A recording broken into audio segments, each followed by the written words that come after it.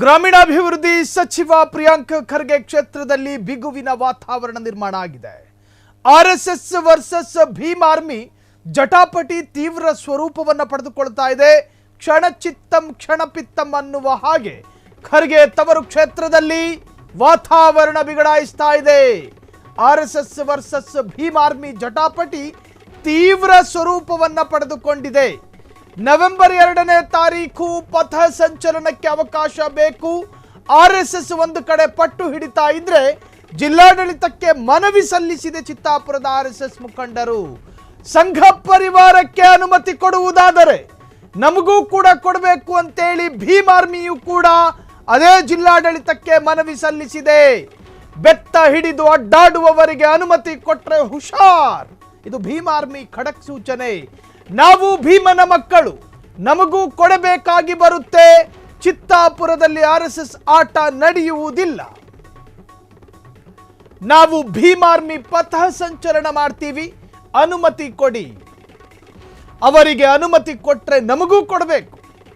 ಚಿತ್ತಾಪುರ ಪ್ರಿಯಾಂಕ್ ಖರ್ಗೆ ಅವರ ಕ್ಷೇತ್ರ.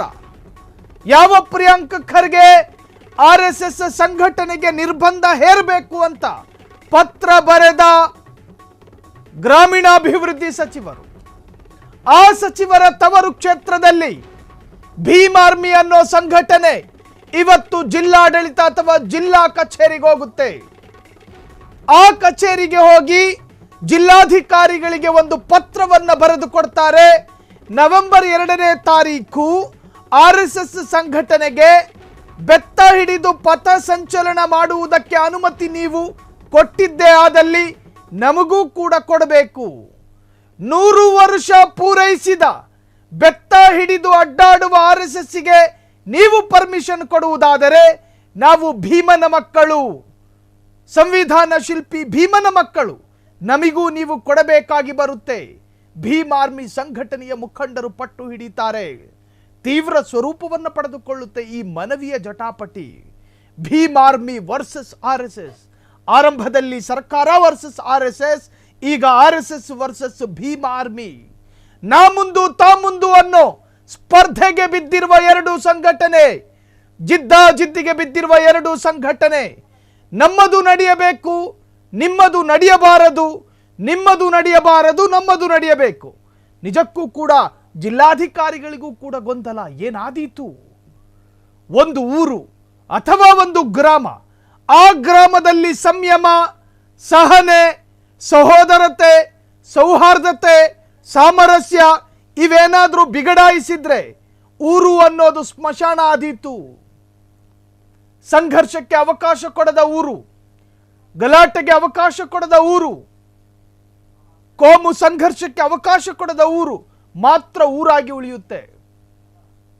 ಸೈದ್ಧಾಂತಿಕದ ಹೆಸರಿನಲ್ಲಿ, ಸಿದ್ಧಾಂತದ ಭಿನ್ನಾಭಿಪ್ರಾಯದಲ್ಲಿ ಕಚ್ಚಾಟ ಮುಂದುವರೆದದ್ದೇ ಆದಲ್ಲಿ ಶಾಂತಿಯುತ ಚಿತ್ತಾಪುರ ಛಿದ್ರವಾಗುತ್ತೆ, ಸಂಘರ್ಷದ ಗೂಡಾಗಿ ಬದಲಾಗುತ್ತೆ.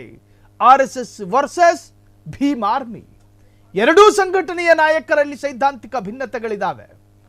ಆರ್ಎಸ್ಎಸ್ ಈಗ ನವೆಂಬರ್ 2ನೇ ತಾರೀಕು ಸರ್ಕಾರ ಯಾವಾಗ ಅವರಿಗೊಂದಷ್ಟು ನಿಯಮಗಳನ್ನು ಅತ್ಯಂತ ಬಲವಾಗಿ ಮಾಡ್ತೋ, ಅದಾದ ನಂತರ ಆರ್ಎಸ್ಎಸ್ಗೆ ಒಂದು ಉತ್ಸಾಹ, ಕಂಡಲ್ಲಿ ನಾವು ಮಾಡಬೇಕು ಪಥಸಂಚಲನವನ್ನು. ನಮ್ಮ ಮೇಲೆ ನಿಬಂಧನೆ ಅಥವಾ ನಿರ್ಬಂಧವನ್ನು ಹೇರುವ ಸರ್ಕಾರಕ್ಕೆ ನಾವು ತೋರಿಸ್ತೀವಿ ನಾವು ಯಾರು ಅಂತ. ಹೂ ಐ ಆಮ್, ನಾವು ತೋರಿಸ್ತೀವಿ ನಾವು ಯಾರು ಅನ್ನೋದನ್ನು ಸರ್ಕಾರದ ಮುಂದೆ ಪ್ರದರ್ಶನಕ್ಕೆ ಇಡ್ತೀವಿ. ನಾವು ಕೈಯಲ್ಲಿ ಬೆತ್ತ ಹಿಡ್ಕೊಂಡು ಓಡಾಡ್ತೀವಿ, ಅದನ್ನ ಕೇಳೋದಕ್ಕೆ ಸರ್ಕಾರ ಯಾರು? ಭೀಮ್ ಆರ್ಮಿಯು ಕೂಡ ಇವತ್ತು ಜಿಲ್ಲಾಡಳಿತ ಅಥವಾ ಜಿಲ್ಲಾಧಿಕಾರಿಯ ಮುಂದೆ ಮನವಿಯನ್ನು ಸಲ್ಲಿಸಿದೆ. ಹಾಗಾದರೆ Chittapur RSS versus Bhim Army ಮುಂದೆ ಯಾವ ತಿರುವನ್ನು ಪಡೆದುಕೊಳ್ಳುತ್ತೆ? ನಿಜಕ್ಕೂ ಕೂಡ ಆತಂಕಮಯ. ನಾವು ಭೀಮನ ಮಕ್ಕಳು, ನಮಗೂ ಕೂಡ ಅನುಮತಿಯನ್ನು ಕೊಡಬೇಕು ಅಂತ ಹೇಳಿ ಭೀಮ್ ಆರ್ಮಿ ಪಟ್ಟು ಹಿಡಿತಿದ್ರೆ, 100 ವರ್ಷ ಪೂರೈಸಿದ ಆರ್ಎಸ್ಎಸ್ ನಮಗೆ ನೀವು ಅನುಮತಿಯನ್ನು ಕೊಡಬೇಕು. ಅದು ಏನು? ನಾವು ಈ ಹಿಂದೆ ಎಲ್ಲಿ ಅದನ್ನ ನಿಶ್ಚಯ ಮಾಡಿದ್ವು ಅದೇ ಸ್ಥಳದಲ್ಲಿ ಅನುಮತಿ ಕೊಡಬೇಕು. ಬೆತ್ತ ಹಿಡ್ಕೊಂಡು ಮಸೀದಿ ಮುಂದೆ ಓಡಾಡ್ತೀವಿ, ಅಲ್ಲಿಗೂ ಕೂಡ ಅನುಮತಿ ಬೇಕು. ಇದು ಆರ್ಎಸ್ಎಸ್ಸಿನ ಪಟ್ಟು. ಮತ್ತೊಂದು ಕಡೆ ಭೀಮ್ ಆರ್ಮಿಯ ಪಟ್ಟು. 100 ವರ್ಷ ಪೂರೈಸಿದ ಆರ್ಎಸ್ಎಸ್ಗೆ ನೀವು ಅನುಮತಿಯನ್ನು ಕೊಡುವುದಾದರೆ 1950ರ ನಂತರ ಸಂವಿಧಾನ ದೇಶಕ್ಕೆ ಜಾರಿಯಾದಾಗ ಆಗಿನಿಂದ ಈವರೆಗೂ ಕೂಡ ನಾವು ಭೀಮನ ಮಕ್ಕಳಾಗಿ ಉಳಿದಿದ್ದೀವಿ. ನಮಗ್ಯಾಕೆ ನೀವು ಕೊಡೋದಿಲ್ಲ? ನಮಗೂ ಕೊಡಬೇಕು. ತಾರತಮ್ಯ ಧೋರಣೆಯನ್ನ ಮಾಡಕೂಡ್ದು. ಒಂದು ಕಣ್ಣಿಗೆ ಬೆಣ್ಣೆ, ಒಂದು ಕಣ್ಣಿಗೆ ಸುಣ್ಣ ಸಲ್ಲದು. ನಾವು ಮಾಡ್ತೀವಿ ಪಥ ಸಂಚಲನ.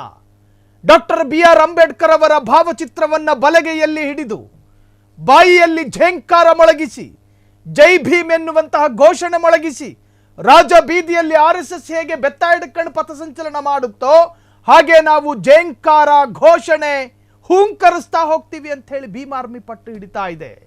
ಖರ್ಗೆ ಕ್ಷೇತ್ರದಲ್ಲಿ ಈ ಡೆವಲಪ್ಮೆಂಟ್ ನಿಜಕ್ಕೂ ಅದು ಸರಿ ಅನ್ಸೋದಿಲ್ಲ. ಭೀಮ್ ಆರ್ಮಿ RSS ಕಚ್ಚಾಡ್ತಾ ಇದ್ರೆ ಅದನ್ನ ನೋಡ್ಕೊಂಡು ಸಂತೋಷ ಪಡುವವರು ನಾವಾಗಬಾರದು.